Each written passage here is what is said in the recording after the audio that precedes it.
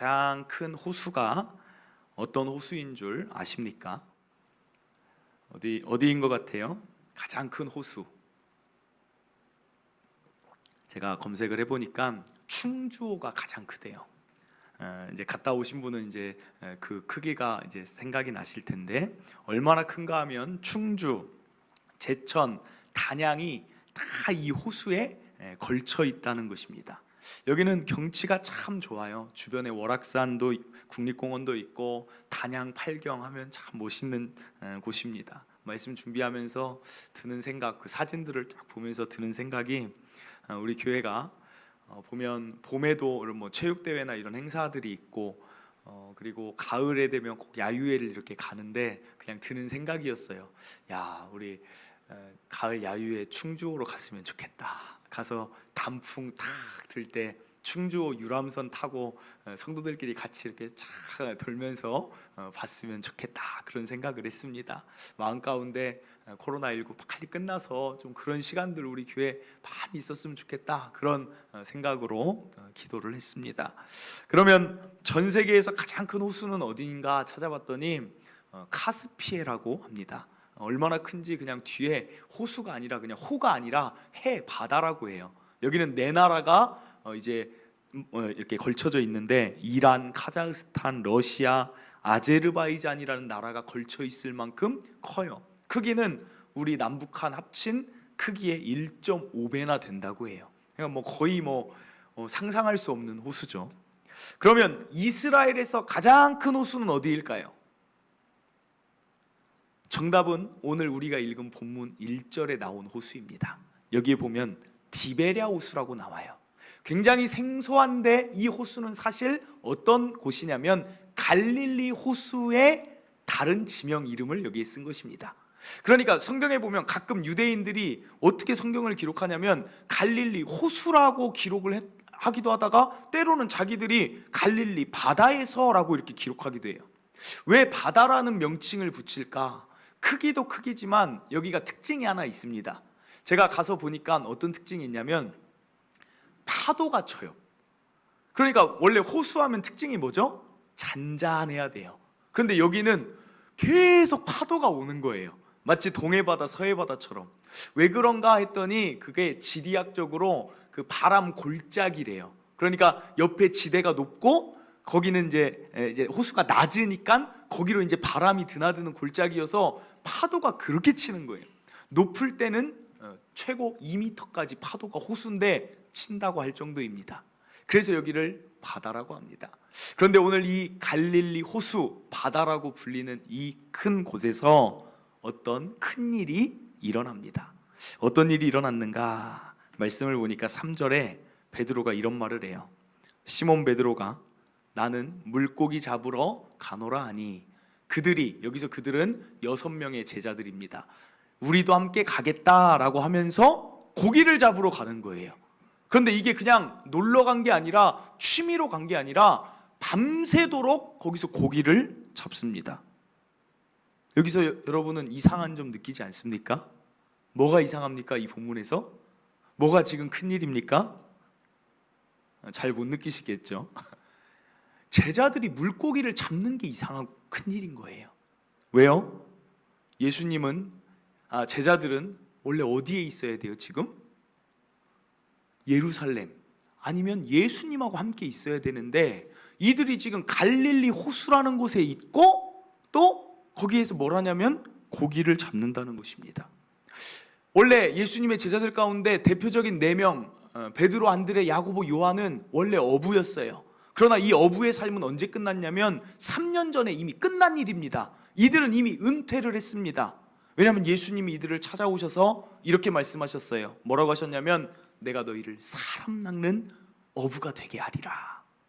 그들이 막 마음이 뛰었을 것입니다. 아니, 일평생 이 지역에서 고기만 잡던 우리에게 이제는 사람에게 영향을 끼치는 자로 살게 하시겠다고? 그러면서 3년 전에 은퇴하였던 자들이 제자들입니다.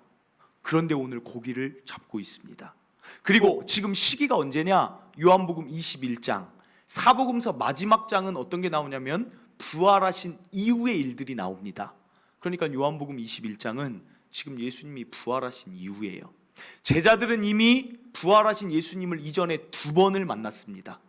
그러니까 예수님이 다시 살아나셨는데도 불구하고 사람 낚는 어부가 아닌 고기 잡는 어부의 일을 하고 있으니 이게 이상하고도 큰일이라는 사실입니다. 그런데 한 가지 더 이상한 일이 추가가 돼요. 그건 무엇이냐?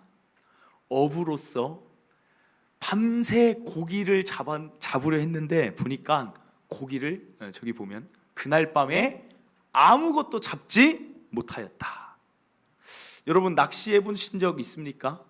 낚시해 본 분들 어떨 때는 잡을 수도 있고 못 잡을 수도 있어요. 그건 왜 그러냐? 우리는 그게 취미니까. 그런데 여기 어부들은 뭐예요? 생계 유지 자체가 어부였어요. 그냥 갈릴리 바다 호수하면 언제 고기가 몇 시에는 어느 지역으로 다니는지 어떤 종류가 잡히는지를 그냥 어렸을 때부터 이 일을 해서 그냥 바다를 다 꿰고 있는 자들이 이 자들이에요. 왜 밤에 고기를 잡으러 가는 줄 아십니까? 우리나라는 그런 말이 있어요. 밤에 고기 잡으러 안 가요, 낚시꾼들이. 밤낚시는 하지만 밤에는 캄캄하니까 물고기도 잔다. 그런데 여기 갈릴리 바다는 다릅니다. 낮에 그 물빛이 너무 투명해서 그 배가 그늘이 밑에 비추면 물고기들이 이미 알고 그 근처를 안 와요. 그래서 갈릴리 바다는 늘 밤에 가서 낚시를 해야 되는 곳이에요. 그러니까 적기에 어부들 4명 그리고 다른 3명이 가서 고기를 잡으러 가는데 한 마리도 못 잡았다. 이것은 큰일이고 굉장히 이해되지 않는 이상한 일입니다. 그런데 여기서 한 가지 더 이상한 일이 일어나요. 그건 무엇이냐? 밤이 새도록 해도 못 잡았는데 갑자기 어디서 목소리가 들려와요. 배 오른편에 그물을 던져라. 그리고 그게 누가 말한지도 몰랐습니다. 그냥 그 얘기가 들리길래 오른편에 그물을 던졌는데 그때 153마리의 고기를 잡아요. 그럼 원래 고기가 있었다는 말입니까? 없었단 말입니까? 있었는데 잡지 못하다가 도대체 그 말을 하니까 그때 잡았다는 거예요. 굉장히 이상한 경험이죠. 오늘 이 본문의 이 의문을 다시 정리하면 예루살렘에 있던 제자들은 왜 갈릴리에 있을까? 부활하신 예수님을 봤는데 제자들은 왜 다시 고기 잡는 어부의 일을 했을까? 전문가 어부가 뭉쳤는데 왜 고기를 한 마리도 못 잡았을까? 그리고 그 외침이 도대체 무엇이긴데 그 외침을 듣고 따랐더니 고기를 그때 잡는가? 오늘 이 의문들의 답을 찾아가면서 본문이 우리에게 말하는 것을 함께 살펴보길 원합니다. 먼저는 제자들이 왜 갈릴리로 왔느냐? 그 이유는 제자들이 고기 잡으려고 갈릴리 온 게 아니라 원래 목적은 예수님 만나러 왔습니다. 이게 무슨 말이냐면 예수님이 죽고 나서 가장 당황했던 자들이 있다라면 그건 바로 제자들이었을 거예요. 3년을 따라다닌 그들의 명확한 이유가 있습니다. 그 이유는 잘 되려고. 예수님의 능력을 보니까 충분히 로마도 이기겠어요. 예수님을 보니까 유대 사회에서 메시아로 할만하겠어요.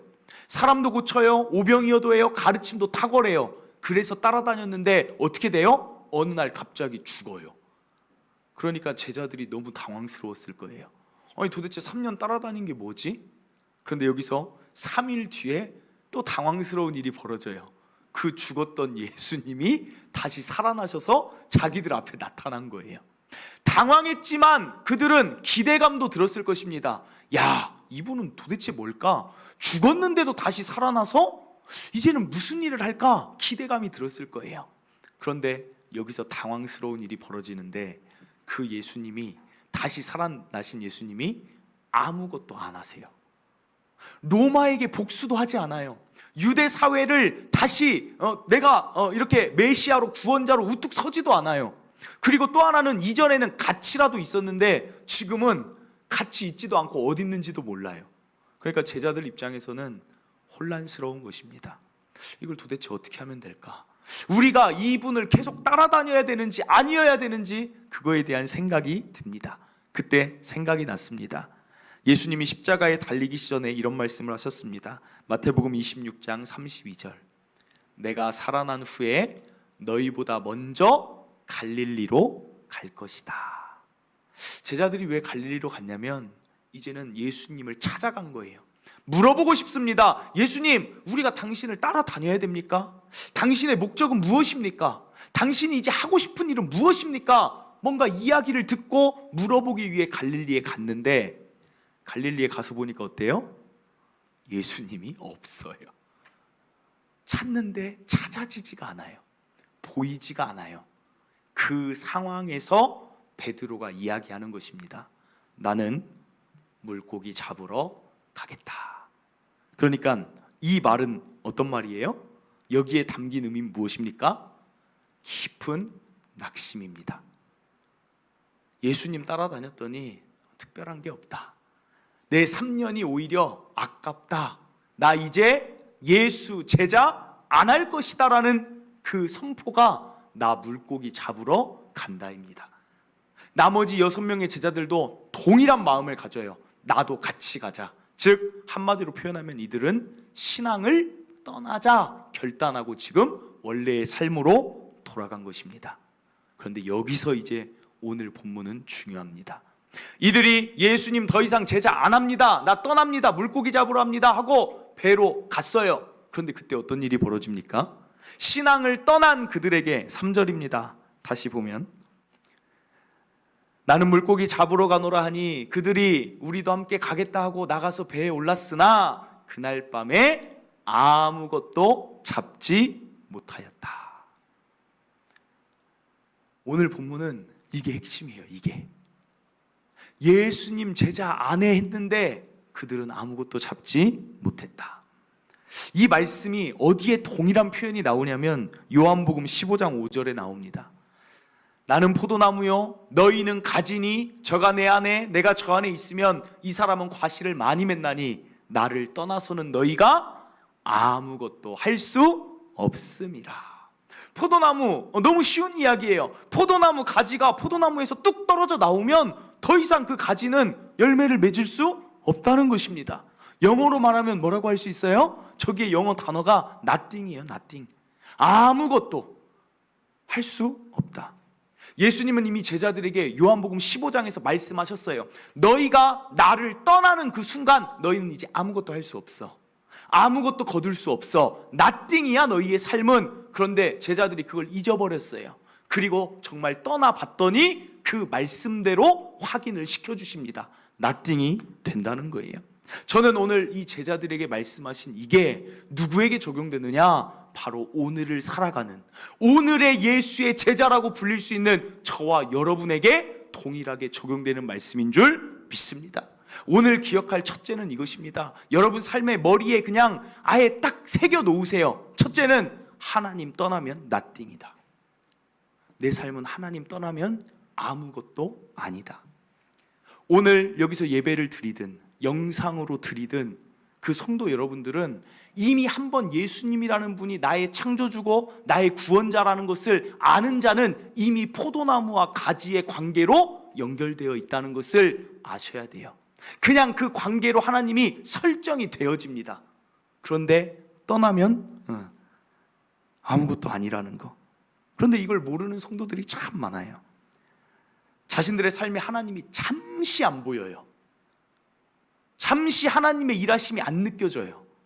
내 삶에 뭔가 경제적으로 너무 어려움이 있어서 과연 하나님 계신가? 내 건강이 나빠져서 과연 하나님 계신가? 이럴 때가 있습니다. 그럴 때 성도들이 어떻게 하냐면 신앙을 떠나요. 그럼 제 상식적인 생각으로 어떤 생각이 드냐면 이건 제 상식적인 얘기입니다. 하나님 믿으면서도 안 풀린 일이 나 혼자 하면 풀리겠습니까? 하나님 믿을 때도 잘 안 풀렸던 가정이, 하나님 믿을 때도 자녀의 삶이 굳건하게 못 섰는데 하나님 떠났는데 그게 풀리겠습니까? 상식적으로 창조주와 함께해도 안 됐던 일이 어떻게 풀릴 수가 있어요? 그런데 성경을 보니까 하나님이 이미 말씀을 하신 거예요. 나를 떠나면 아무것도 할 수 없다. 그래서 저는 많이 본 것 같아요. 실제로 부교역자 생활, 담임 목사로서 생활을 하면서 성도들 가운데 하나님을 떠난 성도들을 심심치 않게 봅니다. 그런데 한 번도 저는 본 적도 없고 들은 적도 없어요. 그건 무엇이냐? 그들이 하나님 떠나서 삶이 더 잘 풀렸다는 얘기를 들어본 적이 없어요. 고기를 많이 잡았고 열매를 맺었다라는 걸 들어본 적이 없고, 저는 반대는 많이 들었어요. 하나님 떠났다가 하나님께 왔더니 내 삶에 열매가 많더라, 나에게 평안이 있더라, 나에게 기쁨이 있더라. 이것은 많이 들었습니다. 오늘 저와 여러분 다시 기억하세요. 하나님 떠나면 아무것도 아니다. 특별히 코로나19 때문에 지금도 하나님 떠나는 자들이 정말 많은 것 같아요. 토요일날 제가 가끔씩 성도들에게 전화를 하거나 아니면 이렇게 이야기를 들으면 죄송합니다, 어디론가 잘 가요. 토요일날 전화해보면 어디 유원지로, 어디 산으로, 지금 해수욕장도 개장했죠. 다 다녀요. 그런데 어떤 성도들에게는 코로나19가 신앙을 떠날 기회처럼 사용하는 자들도 있다는 것입니다. 코로나19로 잃은 것보다 코로나19가 이유가 되어서 하나님 떠나면 거기서 잃는 게 더 많을 것입니다. 가지가 포도나무에서 떨어져 나갔는데 뭘 얻겠습니까? 저와 여러분은 가지예요, 가지. 하나님을 떠나서는 안 된다라는 거, 오늘 이것을 꼭 기억하시길 바랍니다. 그리고 우리 삶은 어떻게 해야 되느냐, 오늘 예수님께서 제자들에게 어떻게 살아야 되는지를 몸소 체험하게 하시는데, 그건 무엇이냐? 7절입니다. 7절에 보면 예수께서 사랑하시는 그 제자가 베드로에게 이르되 주님이시라 하니, 시몬 베드로가 벗고 있다가 주님이라 하는 말을 듣고 겉옷을 두른 후에 바다로 뛰어내리더라. 배 오른편에 그물을 던져라, 어디선가 말씀이 들려왔어요. 그리고 나서 그물을 건져 올렸더니 153마리나 잡아요. 야, 드디어 우리가 물고기를 많이 잡았구나 라는 것에 기뻐한 게 아니라, 그 사랑하는 제자는 요한입니다. 요한이 그때 깨달은 것입니다. 뭘 깨닫습니까? 주님이시라. 그렇다, 우리가 물고기를 아무리 하나님 떠나서 잡으려고 해도 안 되는구나. 더 이상 우리는 주님이시라. 우리의 삶은 주님이시라. 주님과 함께 살아야 하는구나. 그러니까 베드로가 갑자기 물에 뛰어들어요. 그래서 막 헤엄쳐서 누구에게 갑니까? 주님, 예수님께 헤엄쳐서 갑니다. 이게 무엇을 나타냅니까? 예수님께로 돌아가자는 걸 베드로와 요한과 그 배에 있던 제자들이 깨달은 것입니다. 우리 힘으로 안 되는구나. 이 153마리, 이게 중요한 게 아니라 주님 말씀 들었더니, 주님의 그 음성이 들리기 시작했더니 그때 거두는 것이구나 깨닫고 베드로가 주님께로 돌아가는 거예요. 그게 바로 주님이시라는 표현이에요. 그런데 육지에 갔더니 뭐가 있느냐 보세요. 9절입니다. 육지에 예수님께로 돌아갔더니 거기에 뭐가 있습니까? 육지에 올라보니 숯불이 거기 있어요. 숯불. 그리고 그 위에 그들이 그토록 잡으려고 했던 생선도 거기 있는 거예요. 그뿐입니까? 떡도 거기에 있는 거예요. 사랑하는 성도 여러분, 이게 오늘 우리에게 주는 큰 깨달음이라는 거예요. 꼭 이것을 느끼시길 바래요. 예수님께 돌아갔더니 거기에 이미 다 놓여져 있는 거예요.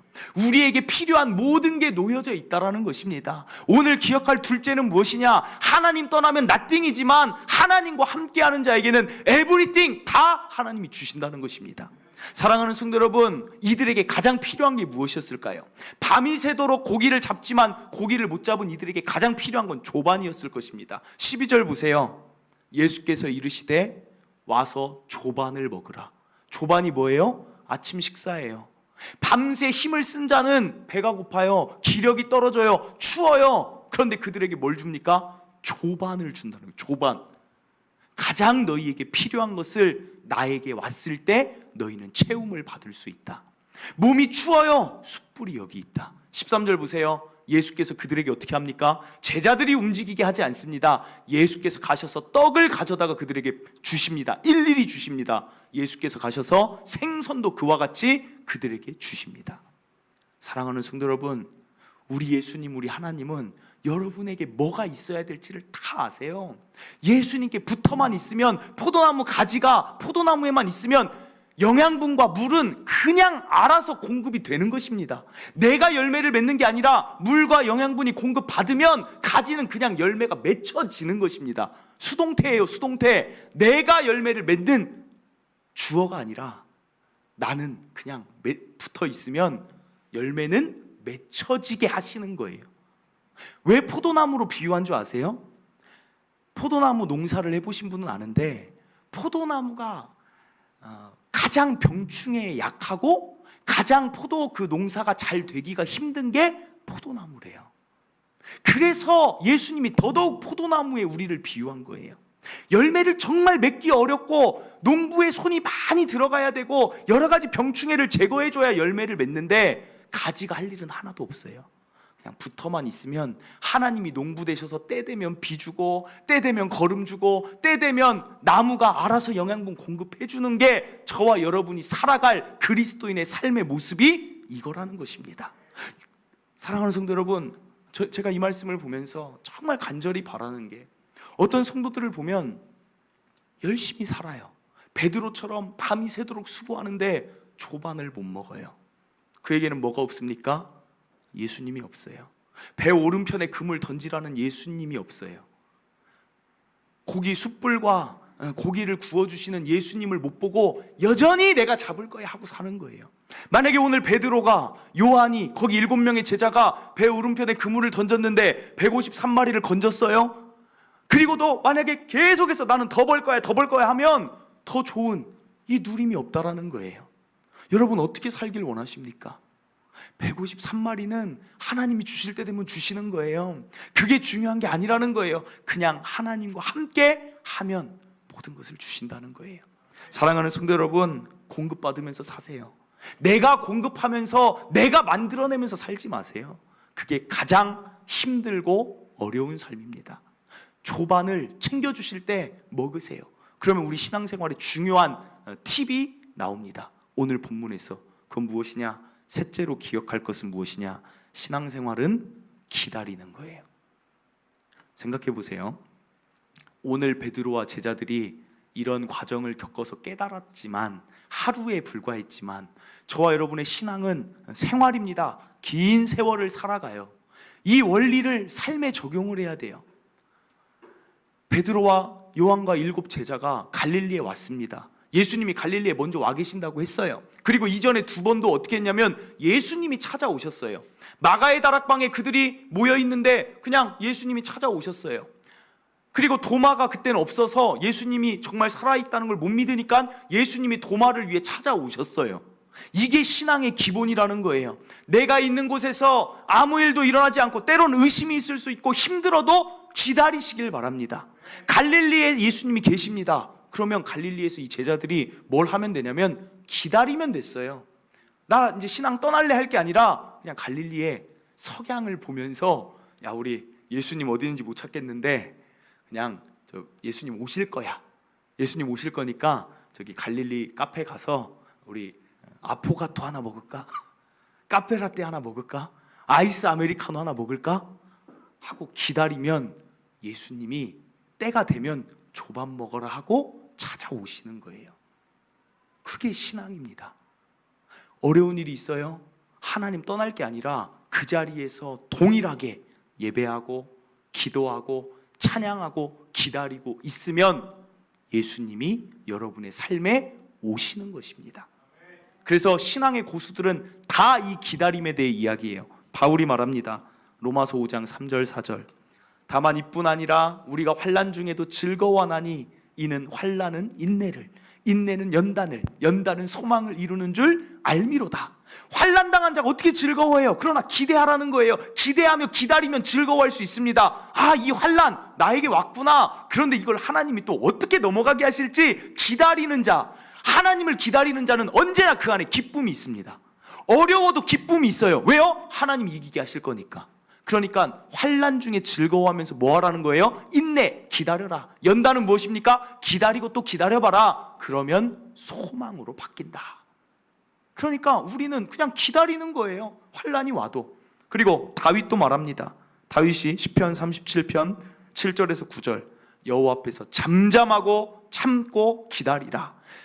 자기 길이 형통하며 악한 길을 이루는 자, 안 좋은 일들이 아무리 나타나도 막 사람 때문에 불평하고 힘들다, 우리 사업체는 왜 그러냐, 회사는 왜 그러냐, 할 거 하나도 없다는 거예요. 우리 가정은 왜 믿지 않느냐, 언제 돌아오냐 하지 말라는 거예요. 그냥 내 지금의 패턴 기도하고 찬양하고 말씀 듣고 하나님께 드리고 봉사하고 헌신하는 그 삶을 그냥 하면서 기다리다 보면 마지막에 뭐라고 나와요? 여호와를 소망하는 자, 기다리는 자는 땅을 차지한다. 그들이 없는 의인만이 누릴 수 있는 그 삶으로 하나님이 형통하게 하실 거니까 기다리라. 다윗도 말해요. 솔로몬도 말합니다. 잠언 20장 22절. 너는 악을 갖겠다 말하지 말고 여호와를 기다리라. 조건문이에요. 기다리는 자에게는 반드시 뭐가 옵니까? 구원이 따라와요. 기다리지 못하는 자, 베드로의 단점이 무엇인 줄 압니까? 장점이자 단점, 성급하다는 거. 신앙생활을 잘 못하는 분들은 성급해요. 기다리지를 못해요. 인내가 없어요. 베드로, 사람 낚는 어부가 되게 하리라. 장점이에요. 나 예수님 따라갈 거야. 곧 그물과 아버지 버려두고 따라가요. 그러나 단점이 뭐예요? 오늘 보세요. 예수님이 눈앞에 당장 안 보이니까 나 안 해. 나 신앙생활 안 해.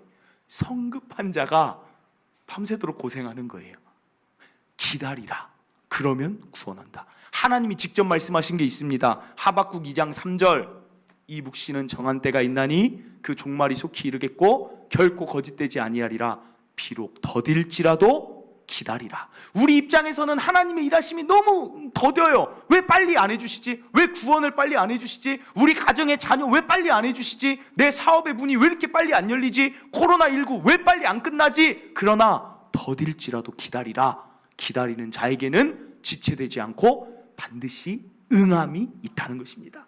사랑하는 성도 여러분, 이게 우리의 소망 아닙니까? 코로나19 때문에 때로는 제가 아침에 교회 나올 때 예전에는 주일날만 되면 막 지금도 뭐 그렇지만 설레임이 있어요. 막 즐거워요. 아, 오늘 또 성도들 만나고 오늘 또 예배하고 오늘 또 기쁘고 너무 좋겠다. 그런데 성도들을 만났는데 성도들하고 식사할 때 또 얘기라도 좀 나누고 일주일 안부도 묻고 또 새로운 계획도 세우고 체육대회도 같이 가고 애들 뭐 야유회 간다고 하면 또 같이 가고 이런 것들이 다 없어지니까 좀 답답해요. 나라에서는 계속 종교시설은 고위험군이다. 그것도 다 답답해요. 그러니까 아침에 나올 때 예전하고 좀 다르죠. 날씨가 오늘 좀 약간 좀 어두침침하더라고요. 날씨는 또 왜 이래가지고 그러다가 아니야, 비가 필요하니까 주셨겠지. 그러니까 막 좀 신경이 예민해져 있는 게 있어요. 그러나 여러분, 입술로 범죄하면 안 돼요. 그때도 하나님 너무 간절히 사모하니 회복 주실 줄 기대하고 저는 기다릴 것입니다. 그게 우리의 삶이 돼야 된다는 거예요. 그러면 하나님이 그렇게 하나님 기다리고 바라보는 자의 그것을 배신하시겠습니까? 아니라는 거예요. 기다리세요. 입술로 범죄하지 마세요. 저는 잠잠히 바라고 하나님의 회복을 기다립니다. 요즘 목사님들이 전화를 와요. 근데 어떤 목사님은 이런 얘기까지 해요. 좀 무섭대요. 제가 그 말 듣는데 막 가슴이 막 미어지게 아프더라고요. 무섭대요. 왜 그러냐면 그 교회가 자리를 아직 못 잡은 상태로 개척을 시작을 이제 했는데 이게 탁 터진 거예요.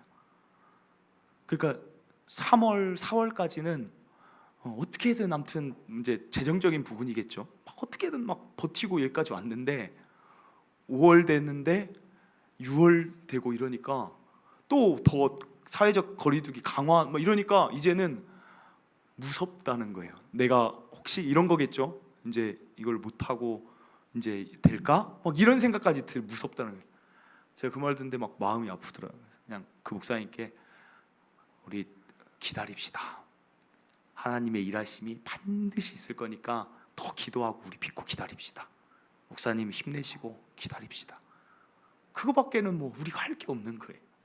사랑하는 성도 여러분, 여러분의 상황, 여러 가지 어려움 얼마나 답답하실 때 있습니까? 왜 도대체 이렇게 안 될까? 왜 이렇게 안 풀릴까? 내 건강 도대체 언제 나아질까? 여러 가지가 있겠지만 기다리세요. 하나님이 포도나무예요. 예수님이 포도나무예요. 가지가 마르는 것을 하나님이 용납하지 않습니다. 우리가 하나님께 붙어만 있으면, 예배하고 기도하고 하나님만 믿고 있으면 반드시 물과 영양분이 나무를 통해 여러분에게 공급이 될 것입니다. 그래서 여러분은 어느새 돌아보면 열매가 맺혀 있을 거예요. 그러므로 하나님 안에 기다리시길 바랍니다. 말씀을 맺습니다. 오늘 디베랴 호수의 이 일은 우리에게 큰 교훈이고 평생 붙들어야 돼요. 너무 단순하지만 단순함이 언제나 진리입니다. 첫째로 하나님 떠나면 나는 nothing, 아무것도 아니다는 거. 그리고 둘째, 하나님과 있을 때 열매를 맺고 153의 축복이 있다라는 것. 그리고 마지막으로 우리의 신앙은 기다림의 연속, 인내, 연단, 그때 소망으로 환난은 바뀐다라는 것 꼭 기억하시고 이겨내시고 힘을 내시는 저와 여러분 되시기를 간절히 바랍니다. 오늘 이 시간 찬양 함께 부르면서 말씀을 생각하며 또 힘을 내시길 바랍니다. 찬양은 나의 안에 거하라입니다.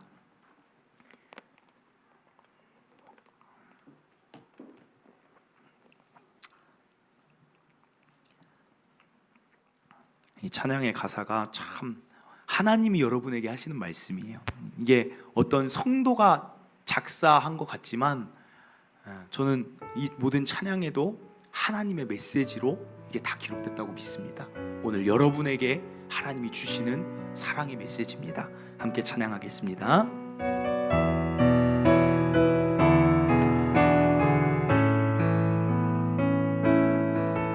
나의 안에 거하라. 나는 내 하나님이니 모든 환난 가운데 너를 지키는 자라. 두려워하지 말라. 내가 널 도와주리니 놀라지 말라. 내 손 잡아주리라. 내가 너를 지명하여 불렀나니 너는 내 것이라. 내 것이라. 너의 하나님이라. 내가 너를 보배롭고 존귀하게 여기노라. 너를 사랑하는 내 여호와라. 다시 한번 고백합니다. 나의 안에 거하라. 나는 내 하나님이니 모든 환난 가운데 너를 지키는 자라. 두려워하지 말라.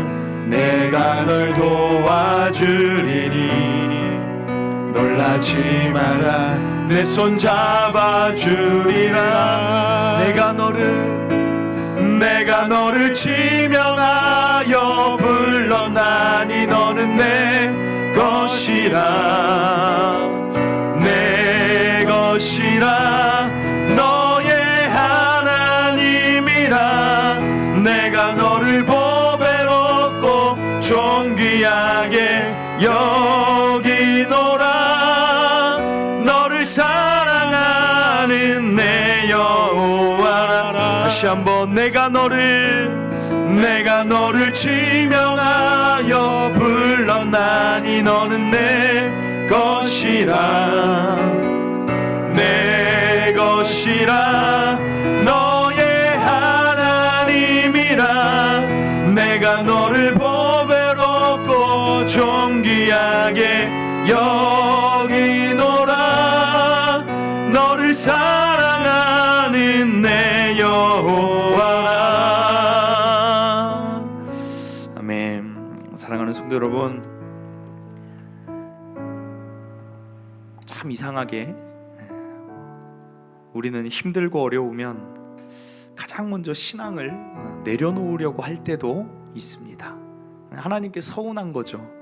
하나님이 이해되지 않고, 마치 베드로가 그토록 자기 딴에는 열심히 예수님 따라다녔는데 예수님이 보이질 않아요. 이해되지 않으니까 그냥 그만하고 싶다. 그런데 베드로의 모습이 때로는 우리에게도 있어요. 야, 지친다. 기도하고 말씀 듣고 그렇게 나도 나름 열심히 하는데 왜 내 삶에 하나님의 일하심이 안 보일까? 그럴 때 있습니다. 그러나 바로 그때 여러분 기다리세요. 그 신앙의 모습, 그 아름다운 신앙의 모습 그대로 인내하시다 보면 반드시 하나님이 여러분에게 필요한 조반을 주실 줄 믿습니다. 왜 아직 그 일이 이루어지지 않느냐? 예수님이 숯불하고 떡하고 고기 준비하고 계시는 것일 수 있어요. 그러니까 기다리시면 먹게 됩니다. 더 여유를 가지시고 하나님 안에 있으면 everything, 모든 것을 하나님이 주신다. 이게 우리에게 주신 약속입니다. 이것을 믿고 여러분들 너무나 존귀한 자이오니 하나님이 여러분 그냥 마르게 하지 않습니다. 확신하시고 오늘 말씀 붙들고 하나님, 나는 신앙으로 이 어려운 시기지만 버텨내고 인내하고 하나님 더 바라보고 기도하겠습니다. 결단하고 기도하길 바랍니다. 우리 주여 한번 외치고 기도하겠습니다. 주여, 하나님 감사합니다. 하나님의 은혜 가운데 오늘도 우리에게 약속의 말씀을 주십니다. 너는 내 것이야. 너는 내 것이고 내가 포도나무고 너희는 가지니까 내 안에만 있으면 내가 너에게 모든 필요한 것을 공급할 거야. 하나님 약속의 말씀 주시니 감사합니다. 요즘 같은 시기 참 어렵습니다. 경제적으로도 어렵고 육체적으로도 어렵고 어디 나가지 못해 마음적으로도 답답하고 일도 자꾸만 끊기고 하나님 많은 어려운 가운데 우리가 있지만 우리는 가지입니다. 그럴수록 더욱더 하나님 옆에 있습니다. 하나님을 붙잡습니다. 하나님 안에 거할 테니 하나님 필요한 것들 하나님의 음성을 들려주시고 어디에 내가 그물을 던져야 되는지 알려주시고 나는 조반이 필요하오니 조반을 먹을 수 있도록 하나님 나에게 숯불도 주시고 고기도 주시고 떡도 챙겨주셔서 하나님 내가 공급함을 누리며 살게 하여 주시옵소서. 우리 성도들 한 사람도 빠짐없이 밤이 새도록 혼자 수고하지 말게 하시고 하나님의 음성으로 153의 축복 거두면서 살 수 있도록 우리 성도들의 삶 하나님 붙잡아 주시옵소서. 여기 보배롭고 존귀한 주의 자녀들이 싸우니 이 삶을 아름답게 인도하시고 채워주실 줄 믿습니다. 주여 주여 그렇게 일하여 주시옵소서. 아버지 감사합니다. 하나님 감사합니다. 내가 어떻게 하나님 안에 속하여서 내가 포도나무의 가지로 살게 하시니 하나님 너무나도 감사를 드립니다. 그런데 우리가 조급함이 참 많습니다.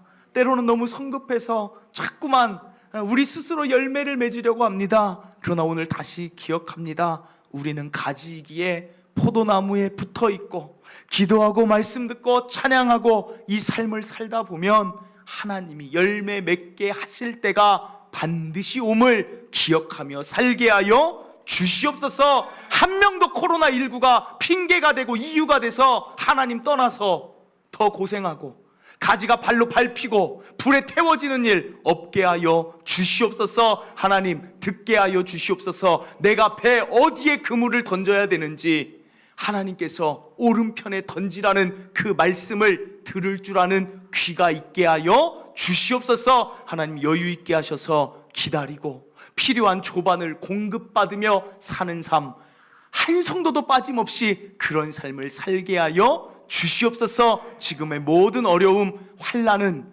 하나님 기다리고 바라는 자에게는 반드시 소망이라는 단어로 사용되게 될 줄 믿습니다. 소망으로 채워 주시옵소서. 이제는 우리 구주 예수 그리스도의 은혜와 하나님 아버지의